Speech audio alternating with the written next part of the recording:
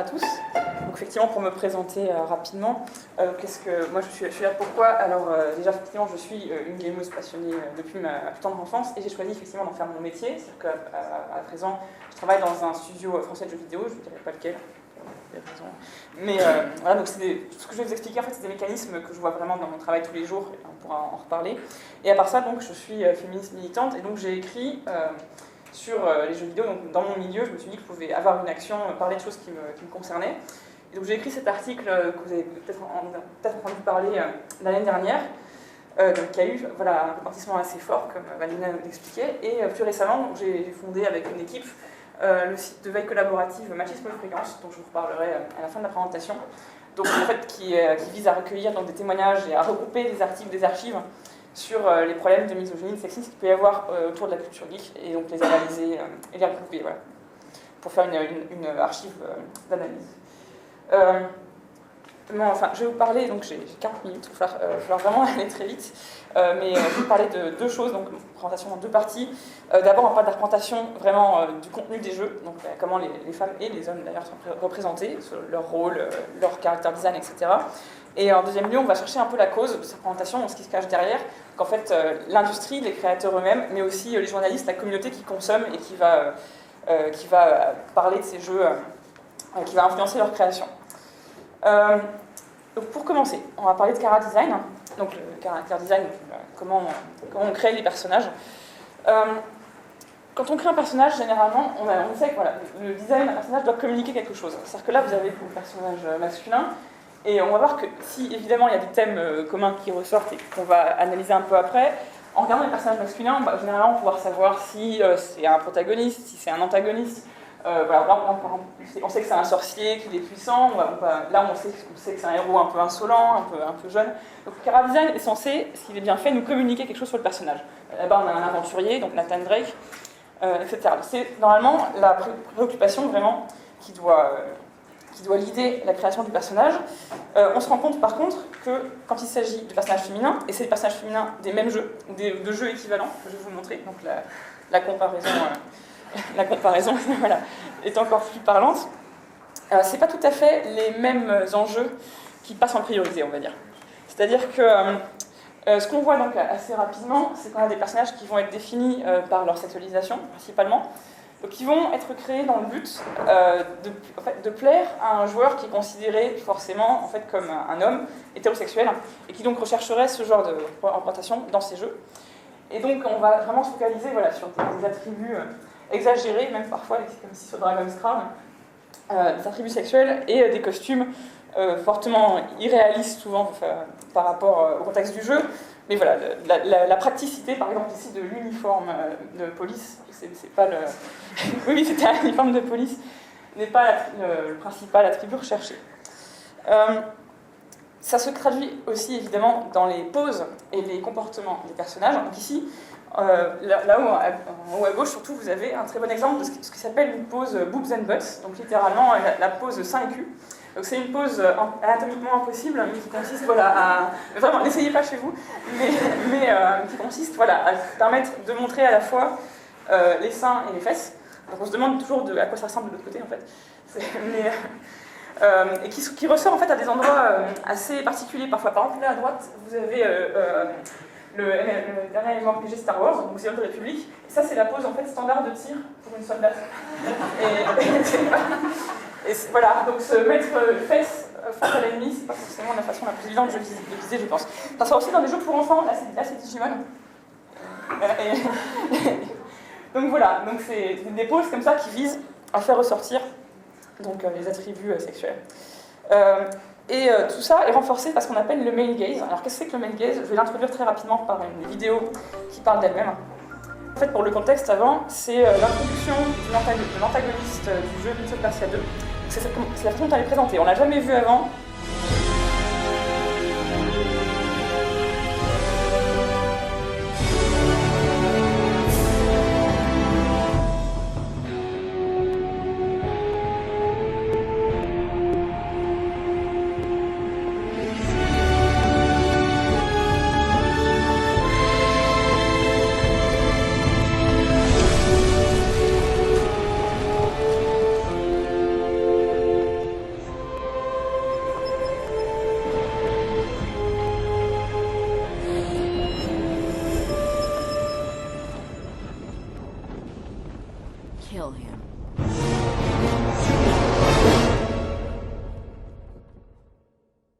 donc c'était l'introduction de Shadi. Donc vous avez vu, on a vu d'abord son postérieur avec son string en métal et 30 secondes plus tard seulement son visage.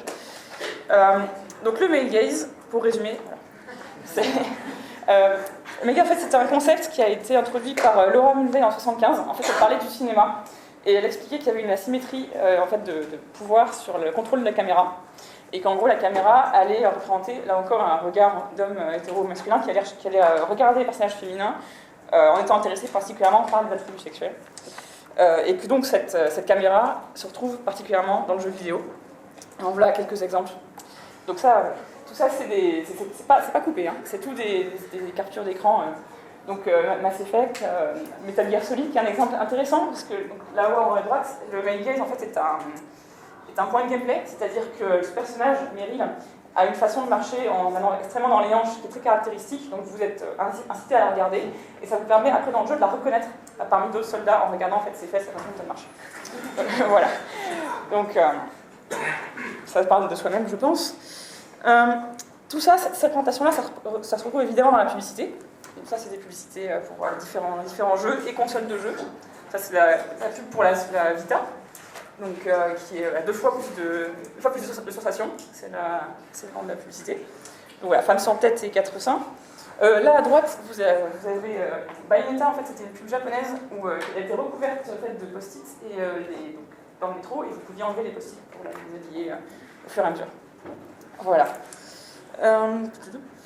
Encore la publicité, voilà, ça c'est Davis Cup. Donc un jeu de tennis, et je trouve cette publicité particulièrement parlante en termes d'utilisation gratuite de sexualisation des femmes, parce que la Davis Cup, pour ceux qui connaissent le tennis, c'est une coupe masculine. Donc le jeu, en fait, vous ne jouez que les gens masculins, mais on vous vend le jeu comme ça. Et enfin, encore des publicités que vous avez sûrement vues. Donc ça, c'est les pubs Wartune. Enfin, vraiment, je pense qu'on les a tous une ou deux fois sur notre navigateur. Donc c'est qui vous promettent en fait voilà, du sexe, des orgies, qui vous promettent des belles femmes pour jouer à leur jeu, qui utilisent d'ailleurs de façon mensongère le symbole Adults Only. Ils n'ont pas, ils ne sont pas notés par le SRB, donc ils se sont fait prendre un massacre récemment. Et en fait, le jeu dans la pratique, c'est simplement une sorte de clone de World of Warcraft très moche. Mais voilà, c'est comment on va vous hameçonner. Quand on va vers la représentation des hommes, alors, est-ce que c'est souvent quelque chose une réponse qui va venir très vite quand on parle de représentation féminine, c'est oui, mais les hommes aussi sont typés dans les jeux vidéo, sont stéréotypés. C'est vrai, donc je pense que c'est assez clair ici. Ça n'a pas tout à fait les mêmes impacts, les mêmes significations. C'est-à-dire que déjà, tous ces personnages, donc on a vraiment une idéalisation d'une sorte de virilité macho extrêmement violente, souvent, de la vengeance, de l'impassibilité, des muscles énormes, et donc la capacité évidemment à avoir des belles femelles qui se pâment. Tout ça, en fait, c'est un fantasme pour qui ? C'est un fantasme, là encore, pour les joueurs masculins. En fait. Ils sont censés vouloir se projeter dans cet avatar, parce que c'est l'avatar qu'ils vont jouer. Donc c'est en fait un fantasme de puissance virile. C'est pas un fantasme destiné aux joueuses.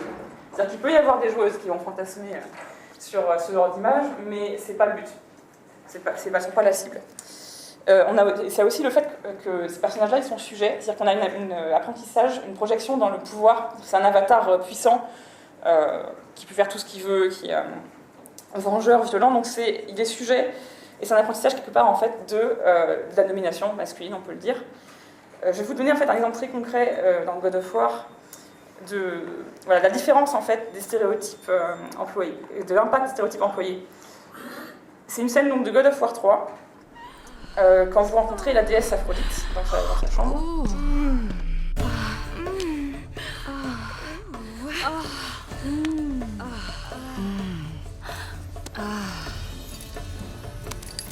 Va-t'en! Kratos.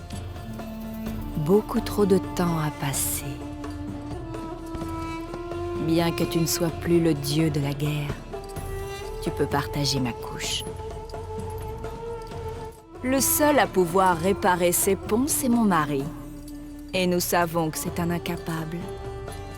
Alors, je te le demande encore, Kratos. Vas-tu rester?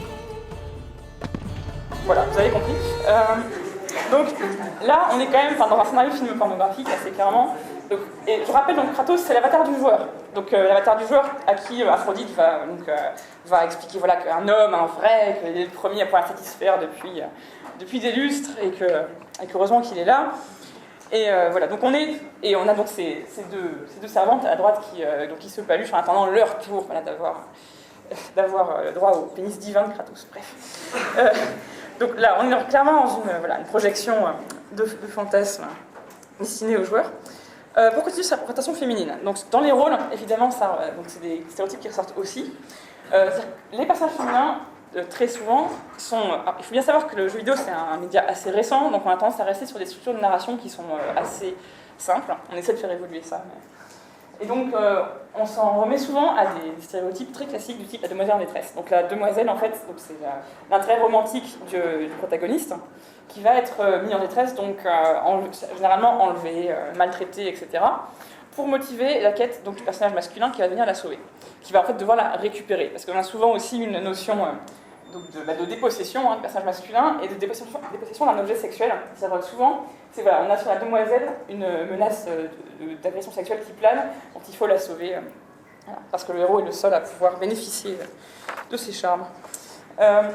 Et on a en fait la version plus sombre, qu'on appelle les femmes au frigo. Alors les femmes au frigo, c'est un terme qui a été posé par l'auteur de comics Gail Simone, pour parler d'un phénomène très répandu dans les comics, beaucoup trop, qui est donc la manie de tuer, en fait, ou de maltraiter, de violer un personnage féminin, là aussi pour motiver la quête de vengeance du personnage masculin.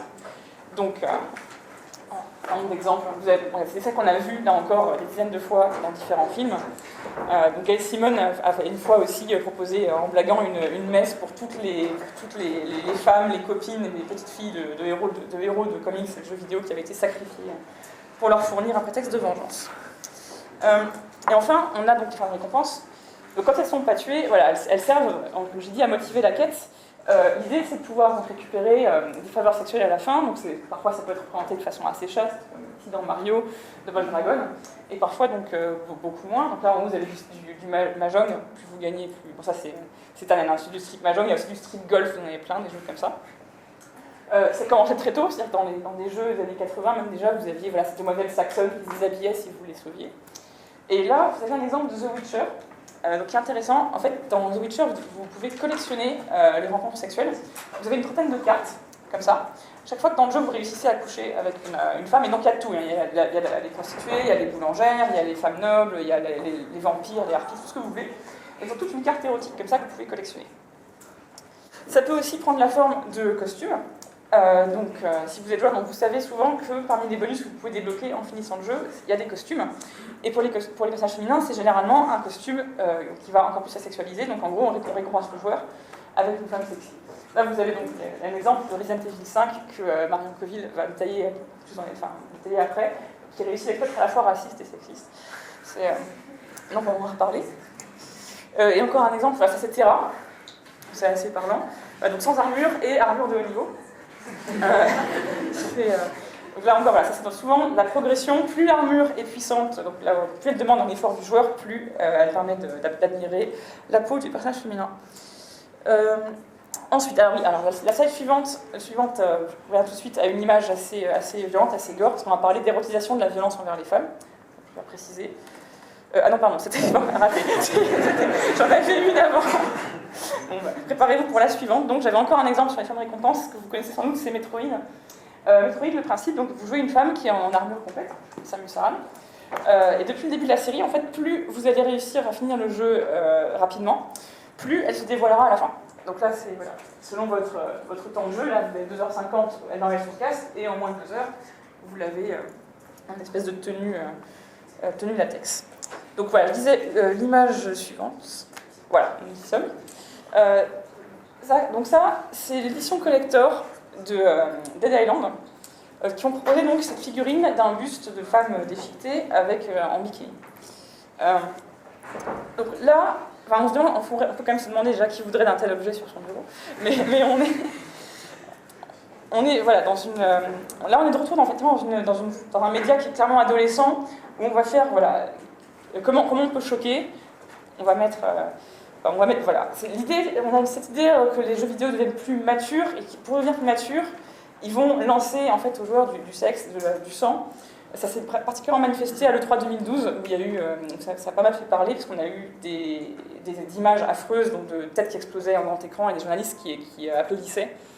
Et donc, ça a quand même été le moment où on a commencé à se regarder un peu en tant qu'industrie, à se dire, bon, peut-être un problème. Des choses à interroger, mais donc voilà, on a ce genre d'initiative. Et souvent aussi, l'utilisation de la violence envers les femmes, c'est aussi un prétexte pour permettre aux joueurs de jouer le chevalier protecteur. J'avais une vidéo, mais je ne vais pas y passer, on n'a pas le temps. Par contre, là, on a un exemple de Beyond, donc un jeu récent, de Quantic Dream, où donc l'héroïne que vous incarnez pendant le jeu est victime, en fait, selon vos choix, en plus, est victime d'une agression sexuelle. Et ce qui se passe pendant l'agression sexuelle, c'est que donc elle se retrouve prostrée comme ça sur la table de billard, et vous allez en fait sortir un peu de son corps et prendre le contrôle d'une entité supernaturelle masculine pour la protéger de ses agresseurs, pendant qu'elle reste prostrée.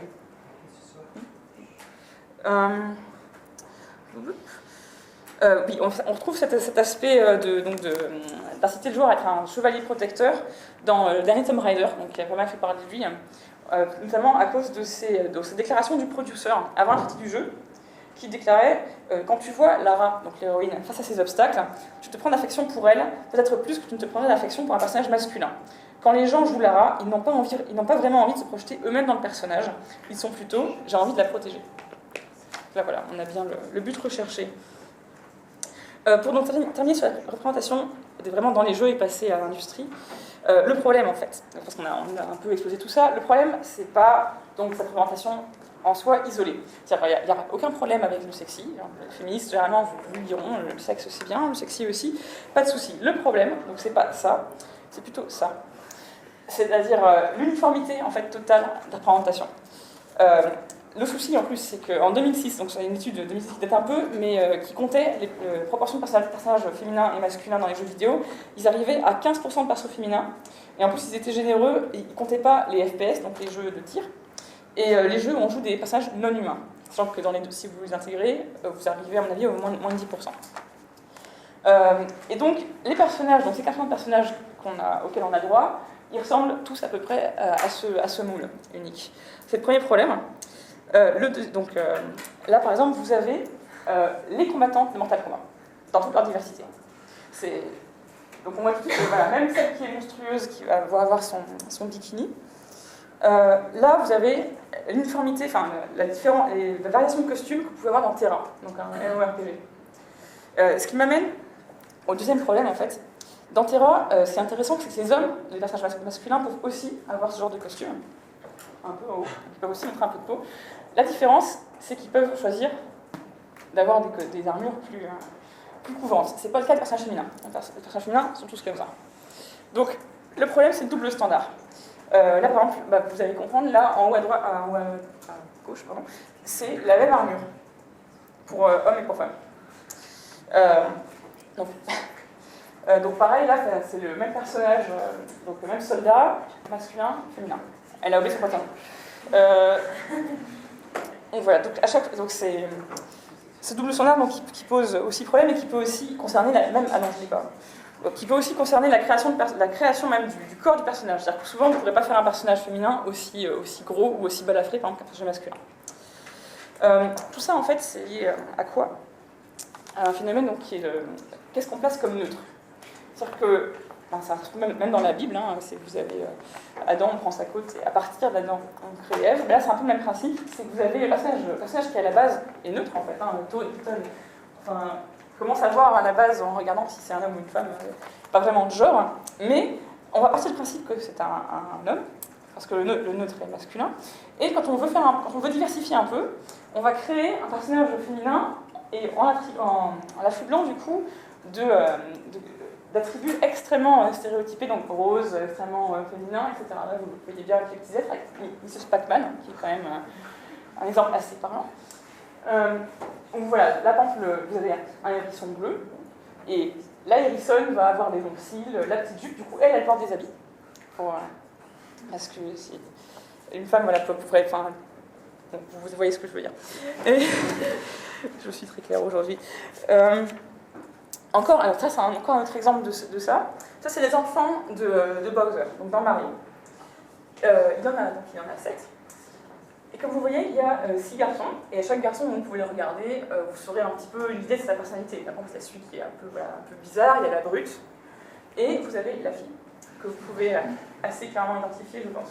C'est-à-dire que le personnage, quand on diversifie les personnages, on leur donne chacun un caractère différent, et on se dit qu'en fait, être une femme, c'est une particularité suffisante à elle toute seule pour être un archétype, en fait.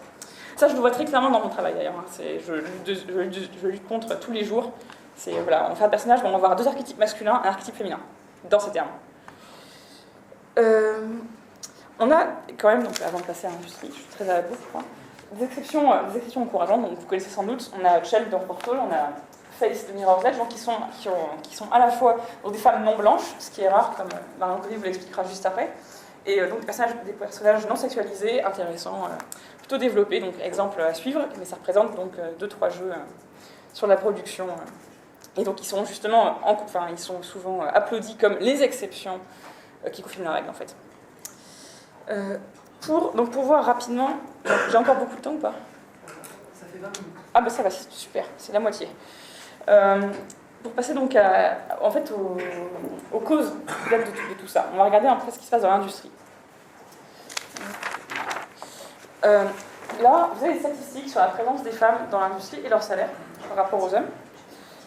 Pour la faire courte, c'est pas tout graphique, on n'a aucun poste où on a plus de 25% de femmes dans le jeu vidéo. Les postes où les femmes sont les plus présentes, c'est des postes de production, on a 23% de femmes, et des postes artistiques, où elles sont 16%. Donc tout ça, en fait, c'est des postes qui sont assez loin, en fait, des postes créatifs, et souvent des postes de décision aussi. Chez les game designers, donc ceux qui créent le gameplay, on a 11% de femmes, et chez les programmeurs et le design audio, on a 4%. Sachant qu'en plus, les écarts de salaire sont plus de 20% sur tous les postes.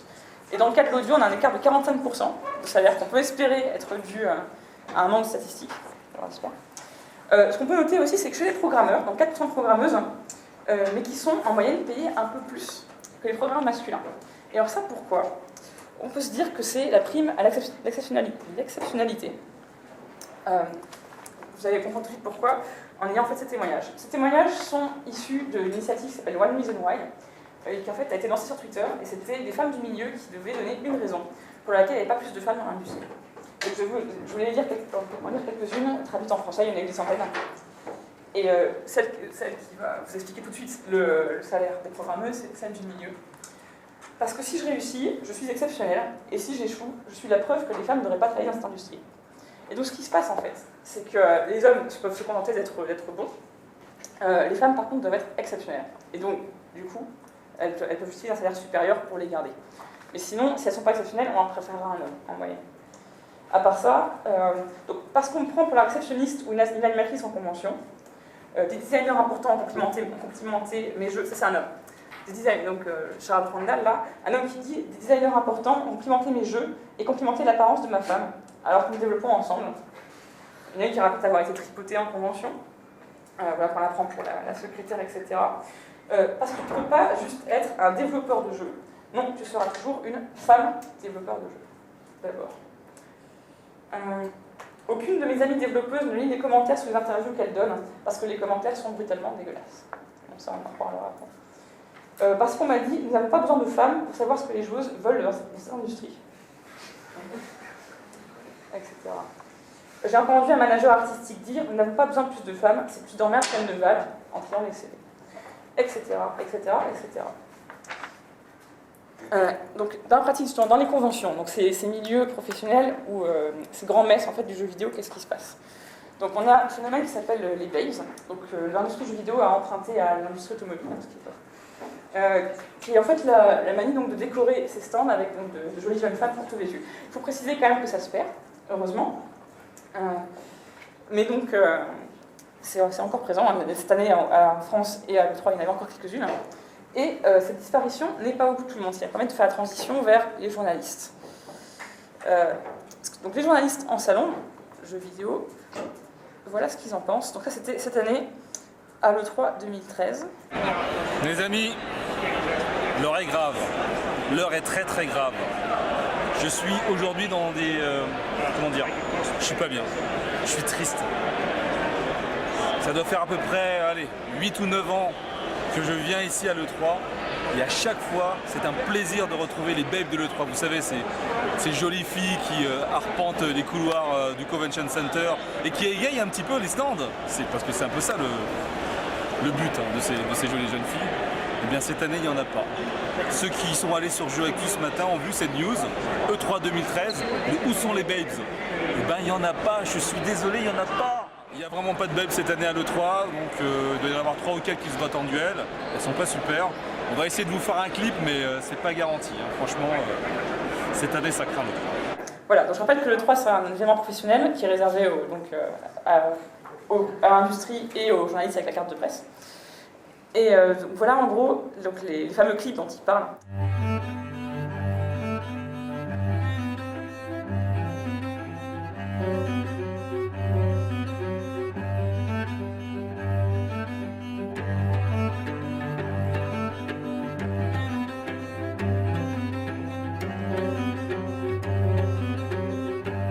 Donc, les journalistes, c'est un état de fait qui leur convient assez généralement, dont ils profitent. Et surtout, donc, quand on les interroge là-dessus, sur le fait qu'ils vont mettre ce genre de news en une de leur site, la réponse qui sort systématiquement, c'est « ça fait vendre », c'est-à-dire que c'est réclamé par la communauté. En fait, là, voilà, vous avez des commentaires sous la vidéo des babes du Tokyo Game Show. Voilà, c'est très classe, je vous laisse apprécier. Et donc, ce qu'on voit effectivement, c'est que l'argument souvent, c'est qu'on donne seulement aux gens ce qu'ils veulent avoir. Et de fait, ça se trouve dans la presse aussi, hein, on avait des exemples web. La presse, je vais vous donner là aussi quelques exemples de citations, notamment un exemple qui est très cher à Marion Collier là. C'est un test paru sur Gameblog, là encore un test de Bayonetta. Donc, je vais vous donner quelques extraits. Donc c'est la critique du jeu. Je regrette que la belle ait tant peiné à faire monter ma baïonnette pendant nos parties de pas dans l'air. Ne m'envoyez pas au purgatoire tout de suite, elle y est parvenue, j'admets volontiers que cette tentatrice fera sûrement grimper votre température, mais pas toujours pour le plaisir. Une soubrette qui pratique le sadomasochisme au paradis en s'enfilant des sucettes à longueur de niveau. Mais à l'image d'une maîtresse capricieuse, ce n'est pas ce qu'on lui demande tant que l'emballage qui assure le spectacle. Ah oui, ça c'est pas mal. La vraie jouissance du système de jeu réside dans un seul mot, esquive. Une spécialité féminine qui doit être déclenchée pile poil avant l'assaut d'un angelot en rut. Et en une dernière, pour rosser les archanges, notre péripatéticienne de luxe a des dizaines de toys à sa disposition. Tout ça pour parler donc, de Bayonetta. Un autre exemple que vous avez là, donc c'était, ça vous avez sûrement entendu parler, c'était donc Joystick, où un journaliste en fait s'est excité pendant 6 pages sur la potentialité que Lara Croft subisse une agression sexuelle dans le prochain jeu.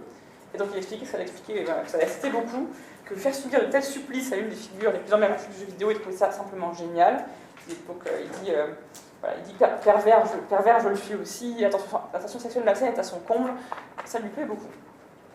Là on a alors KRPC, ça c'est un nom dont on pourra peut-être reparler, qui donne un jeu reconnaître les héroïnes à leur sein. Mais comme KRPC c'est pas sexiste, parce que KRPC c'est du second degré, et nous avons eu des discussions, voilà, musclées.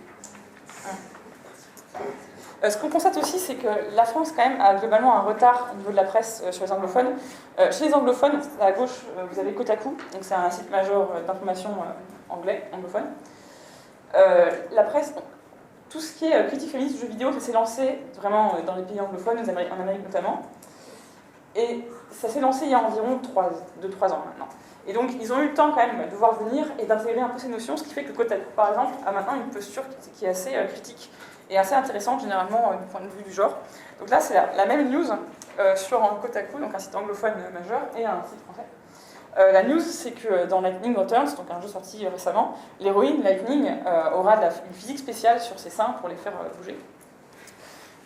Et donc, Kotaku est plutôt critique, dit franchement, il n'y a pas besoin de ça, les héroïnes de Final Fantasy, justement, sont intéressantes, et pourquoi les massacrer comme ça? Du côté de la France, donc on a... ça commence déjà par, attention, c'est efficace à moi, voilà, attention, donc que les féministes ferment tout de suite cet article, ce qui est tout de suite, c'est pas tout à fait la même approche, c'est-à-dire qu'on va continuer à écrire des horreurs, en étant conscient qu'il y a des féministes, mais on s'en fout. On leur fait un clin d'œil en mode fermez cette page tout de suite, c'est pas pour vous, et on va continuer à écrire les mêmes choses qu'avant. Donc on a vraiment toute la presse française maintenant, c'est assez déprimant, qui s'est coincée sur une attitude très défensive, très conservatrice à ce niveau-là. On peut espérer que ça bouge, il faudra bien. Au niveau de la communauté, on pourrait parler du harcèlement sexuel, donc, qui est une épidémie du jeu en ligne. Donc ça, c'est quelque chose qu'à peu près toutes les joueuses qui jouent en ligne ont partagé d'une façon ou d'une autre. Alors ça peut être plus ou moins grave. Oui, j'aurais dû prévenir, il y a des choses. Ça, c'est quelques extraits que j'ai trouvé très rapidement sur le net. Donc on a toute notre collection de messages obscènes. Donc ça peut aller des propositions intéressées aux insultes, aux menaces de viol, aux menaces de mort, etc. J'en ai mis une en français qui est assez collector. Donc, ça c'est des exemples. Qu'est-ce qu'on a dit au niveau des statistiques?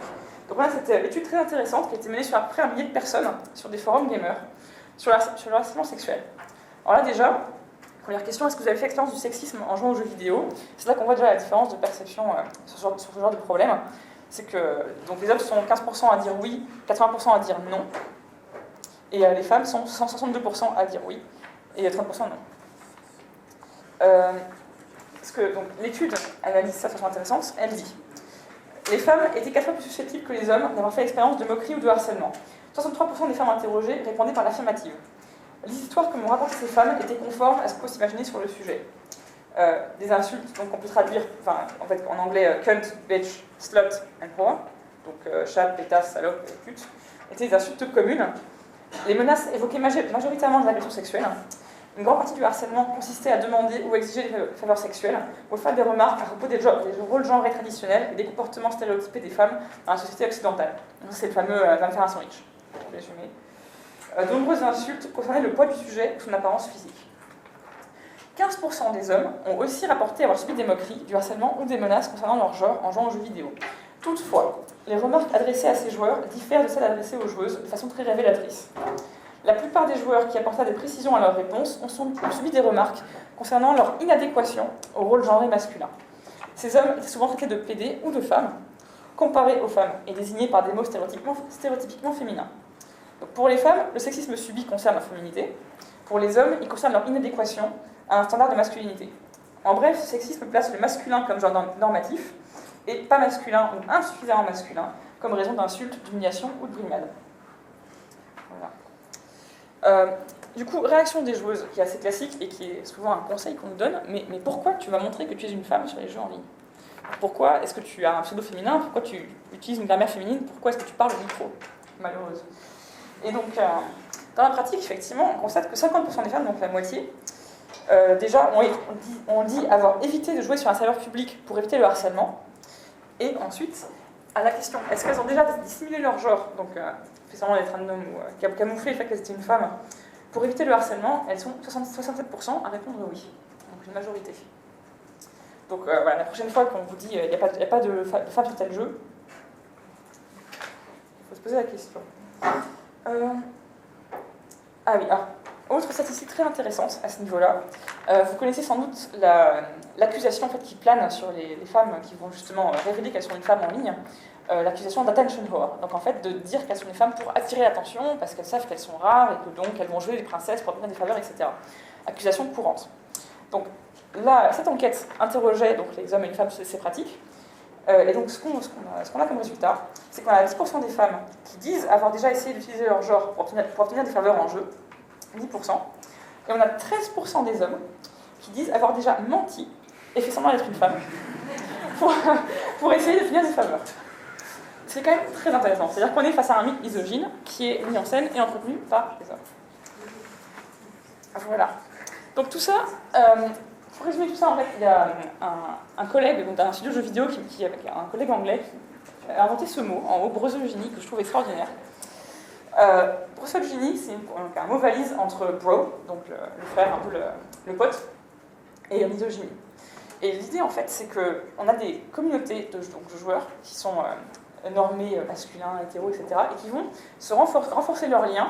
On sait que les communautés se renforcent par l'existence d'un extérieur. On se renforce par rapport à l'étranger. on n'est pas comme eux, nous on est entre nous. Et donc là, on a des communautés qui vont se resserrer par la misogynie, en fait, par les blagues sexistes, qui vont pouvoir créer des liens en se moquant en gros des gonzesses. Et donc là, vous avez un exemple, ça c'est un compte de fans, hein, c'est pas un compte officiel, malheureusement, mais pour le nouveau Call of Duty. Et donc là, la blague, c'est il y a des passages féminins maintenant dans Call of Duty, ce qui a provoqué des réactions diverses et variées. Et notamment ici, ce compte, les personnages féminins auront une map spéciale pour jouer, image exclusive, et c'est une cuisine. Et donc ça a pas mal de succès. À droite, vous avez un autre exemple très intéressant. C'est pour un free-to-play, donc un jeu de guerre en ligne, qui s'appelle Warface, où ils ont voulu intégrer ce personnage féminin, et pour le faire, ils ont fait un sondage. Ils ont demandé aux joueurs de ce qu'ils voudraient comme personnage féminin. Ce qui est déjà un concept assez intéressant. Ils demandaient à des joueurs masculins comment faire un personnage féminin qu'ils voudraient voir dans le jeu. Et voilà les résultats. Donc, ils ont été réclamés par la communauté. Sachant qu'en plus, Warface dit on a dû trier parce que c'était juste ridicule. Et donc, après tri, pour pas être ridicule, ils sont arrivés à ça. Dans l'interview, les développeurs disent oui, on a quand même enlevé les talons aiguilles parce que voilà. La snipeuse, donc, avec le décolleté et tout. On a en fait cette idée dans la communauté que le harcèlement, que le sexisme fait partie de la tradition de la communauté, de son identité. Et c'est quelque chose qui est à protéger. C'est vraiment quand on est dans une sorte de milieu de sanctuaire des bonhommes. Et que donc, si tu n'es pas content, tu vas voir ailleurs, si tu ne peux pas le prendre. Tout ça, en fait, c'est des citations qui viennent d'un incident qui s'est produit au Cross Assault. Donc c'était un tournoi en fait, de jeux de combat, où le coach, vous avez à droite, a harcelé pendant une semaine de façon affreuse la joueuse qui est à gauche. Donc en lui demandant des faveurs, etc. Enfin, c'est abominable. Il y a une vidéo de plusieurs heures où on voit ce qui se produit. Et la joueuse, qui était sous contrat, a dû déclarer forfait au bout de 5 jours, enfin une semaine, parce qu'elle n'en pouvait plus. Donc voilà, dans une forme extrême, comment l'hostilité en fait, peut pousser à dégoûter les femmes de ce milieu, parce que c'est une chose professionnelle, hein, donc, pour qu'elle abandonne un tournoi quand même. Et voilà, donc ça c'est les réactions qui étaient sur les forums par rapport à cette affaire. Et voilà, c'est ça qui nous rend unique et bon, c'est que les gens qui ne s'appelaient pas, ce genre de choses, ne sont pas les bienvenus. Ici on est chez nous, on peut agir de façon décomplexée.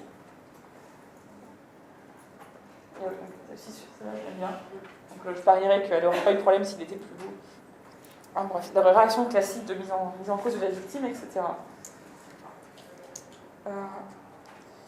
Ah oui, alors, les images suivantes, pareil, sont assez violentes. Donc, qu'est-ce qui se passe, en fait, quand des femmes vont parler de ce problème et protester contre la misogynie ambiante?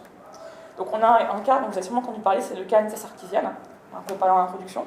Donc, il y a une féministe qui a fait une excellente série de vidéos sur la représentation des femmes dans les jeux vidéo, que je vous invite vraiment à aller voir, je vous mettrai la référence à la fin. Et voilà les réactions en fait, qu'elle s'est attirée. Je précise tout de suite que ça, c'est une image truquée. On va y revenir dessus. Donc, elle s'est attirée des milliers de commentaires haineux, donc antisémites, racistes, homophobes, tout y est passé. Et donc, il y a des gens qui lui ont envoyé, peut-être par mail, dans son courrier, des images où elle était violée. Voilà. Et donc, ici, on a quelqu'un qui a été programmé un jeu en flash pour la tabasser virtuellement. Donc, c'est-à-dire que vous pouviez accéder à ce jeu et cliquer sur son visage pour lui faire des bleus. Donc, ça fait un trucage. Voilà. Et donc, il a dit que c'était pour provoquer le débat. La version, ça, c'est vraiment quelque chose qui se produit très. Le cas Sarkeesian est très très prononcé, mais ça se produit à d'innombrables reprises. Vous avez le cas de Epler, donc Jennifer Epler chez BioWare, des tonnes de femmes qui ont parlé, qui ont écrit à un moment des articles sur ce problème et qui ont fait face à des réactions comme ça. Version française, donc ça c'est pour moi. Ça c'était donc les suites de mon article, enfin quelques-unes. Petit fleurillage donc des réactions à mon article donc, sur ce problème. Donc on a eu des menaces de viol, de l'homophobie, lesbienne, etc. Un certain nombre de choses. On a eu donc ça c'est quelqu'un qui m'a tiré de portrait, donc, avec des poncifs féministes assez classiques, donc elle est grosse, elle est poilue, etc.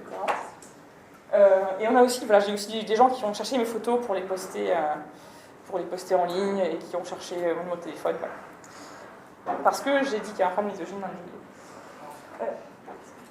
Alors, bon, maintenant qu'on a vu tout ça, je vais terminer. Je suis dans les temps, je crois, c'est merveilleux. Je vais finir, je termine, ça tombe bien. Donc, à partir de tout ça, donc tous ces faits que je vous ai un peu exposés, qu'est-ce qu'on peut faire? Comment on peut avancer? Alors, à mon avis, à mon humble avis, il y a plusieurs clés. Alors déjà, le principal problème, c'est que donc, cette misogynie qu'on a vue, elle est normalisée. C'est quelque chose qui est vraiment tout à fait normé dans les communautés, qui ne fait pas réagir. Et je le vois vraiment dans mon travail. Dans mon travail, c'est parfaitement normal, c'est des réflexes, et personne ne va mettre ça en question. C'est cet état de fait qu'il faut briser, c'est cette norme. Et c'est donc en soulevant, quand on la voit, donc ces problèmes de sexisme, en les faisant remarquer, on les fait sortir de la norme, on les rend visibles. Et ça, c'est clairement le premier pas le plus difficile. Quand on voit déjà, par exemple, les réactions de déni par rapport à tous ces exemples, le fait de faire sortir ça de la norme, ça permet déjà de combattre. Après ça, en fait, c'est assez simple. Une fois qu'on la voit, il suffit en fait de soutenir les victimes, d'exiger en fait la mise en place de communautés saines, de créer des communautés qui soient plus hostiles aux femmes, mais qui soient hostiles aux misogynes, en fait, aux gens misogynes qui se sentent chez eux dans ces communautés-là. C'est pas normal quand il y a des communautés où des misogynes puissent dire c'est normal, c'est chez nous, c'est comme ça. Changer cette culture. Et un exemple très concret pour ça, qui était donc un modérateur assez extraordinaire sur un forum, c'est un peu petit, je pense que c'est pas très visible. Mais voilà un exemple de modération bien faite. On a en fait une joueuse qui a posté sur un forum pour expliquer, elle a réussi une prouesse dans un jeu très difficile, dans un roguelike, donc elle a réussi le jeu en parfait, etc. Score ultime, tout ça, elle vient en parler, expliquer comment elle a fait, et elle a un joueur directement, premier message, qui lui dit tiens, bienvenue, la cuisine est par là. Et donc on a ce modérateur qui arrive, et qui dit, voilà, qui immédiatement dit ça c'est fait, bannissement temporaire. Il dit voilà, je ne tolère pas cela, c'est juste une blague pour vous, mais ça crée, tout ce que j'ai expliqué, ça crée donc cet environnement qui marginalise les joueuses, qui les ostracise, etc. C'est pas ce qu'on veut créer ici, et ça c'est de la base. Et qui ensuite, par la suite, en plus, est allé réexpliquer à ce joueur en message privé, etc., le problème en lui donnant des sources. Donc ça, c'est une attitude vraiment proactive pour assainir la communauté, au lieu de l'attitude qu'on voit beaucoup trop souvent, qui est c'est juste une blague, il faut pas s'énerver comme ça, etc. Il faut être positif, c'est-à-dire qu'on avance. Alors, clairement, le fait déjà, par exemple, qu'en France, on ait des réactions du style, ce qu'on a vu juste ici, c'est attention que les féministes ferment cette page, ça avant on l'aurait pas eu. Parce qu'en fait, maintenant on a le débat qui est sorti au grand jour, alors qu'avant, il n'existait juste pas, à quel point c'était normal. Donc ça, c'est déjà un grand point en avant. C'est-à-dire que même si on a des gens qui vont se battre pour conserver les choses telles qu'elles sont, maintenant ils sont obligés de se battre, alors qu'avant c'était juste normal. Donc je suis optimiste, c'est pour ça que je suis militante. Je pense qu'à terme, ça va bouger. En Amérique, ça va bouger, ça bougera bien en France aussi. Pour terminer, donc, pour aller plus loin, je lis quelques ressources. Il n'y a pas tout ce que je voulais mettre. Donc vous avez Trope versus Women d'Anita Sarkeesian. Vous avez, alors je peux vous conseiller aussi des Big Picture. Donc ça, c'est un chroniqueur, un homme qui s'appelle Monty Bob, qui a fait d'excellentes vidéos aussi sur le sujet. Il y a aussi récemment, donc, il y a eu la Game Developer Conference, qui est une énorme conférence pour les professionnels de jeux vidéo, où il y a eu une conférence d'un designer de BioWare qui a parlé de la diversité, de la misogynie, etc., qui est en ligne. Je vous incite vivement à aller la voir. Elle a fait beaucoup de bruit. Il y a le féminisme, donc le wiki du féminisme geek, en anglais et donc en français, tenu par Gwen, donc il traduit les articles. Et donc, il y a les Des gens roses, on a parlé un peu au début, qui est aussi, pareil, il publie régulièrement des articles absolument passionnants sur le sujet. Et donc il y a Magie sur fréquence, qui est créé plus récemment. Donc, cette archive qui vise à regrouper témoignages, articles, tout sur le sujet pour que ça a vocation en fait pas être un site de débat, mais un site de référence pour pouvoir aller chercher telle affaire, savoir ce qui s'est passé, etc. Merci beaucoup.